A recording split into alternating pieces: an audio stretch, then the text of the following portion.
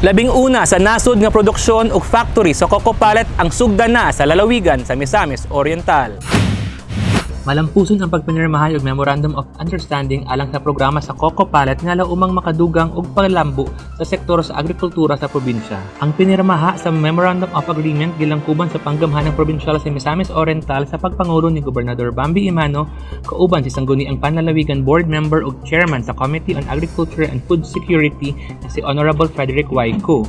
Chief Commercial Officer sa Asia Pacific sa Cocoa Pallet International Mr. Kiel Flores ug Chief Executive Officer sa First Community Cooperative Confico Foundation nga mao si Mr. Edgardo A. Micayabas. Nahitabo kini niadtong Martes, Pebrero 8 ning tuig 2022 sulod sa Misamis Oriental Provincial Agriculture and Development Complex Kunmopad C na nahimutang sa lungsod sa Claveria. Pinaagi sa Provincial Agriculture Office sa pagpangulo ni Mr. Jose Apollo Y. Pakamalan, nagmalampuson ang kalihukan na layon na masiliyuhan ang tumong og responsibilidad sa matag ahensya alang sa pagpalambo ni ining programa.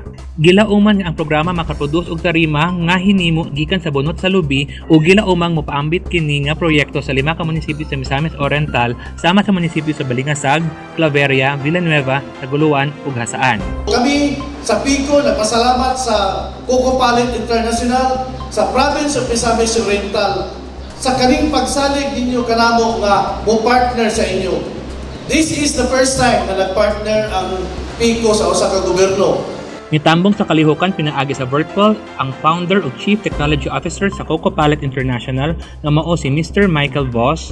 Duyog niini ang Cocoa Pallet International Chief Finance Officer na si Mr. Johem Entveld ug ilang Chief Executive Officer na si Mr. Weby Van Terwisga.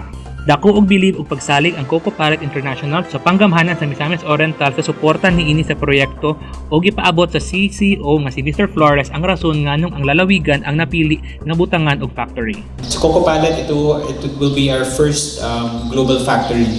So we want to start it here in the Philippines. And bakit po namin choose ang Misamis Oriental? Primarily kasi sa lahat ng tumutulong from the provincial government, from the agricultural office, from the cooperatives, from the farmers, from all the provinces na napuntahan ko to start up the first Cocoa Pallet factory.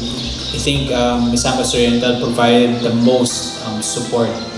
Tungod sa kinaiya ni Gobernador Bambi Imano nga dili lisod-lisoron ang mga tigpamuhunan, hinungdan dako ang pagsalig sa mga nagkalaing-laing ahensya ug kumpanya sa administrasyon niini.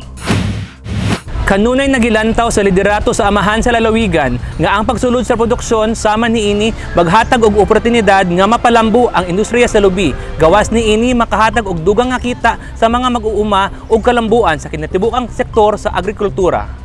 Kauban si Chloe Dalay sa kamera, ako si Lambo Jesse Andaliasa, alang sa limpyo ug matarong na panggobyerno, padayon Pilipino.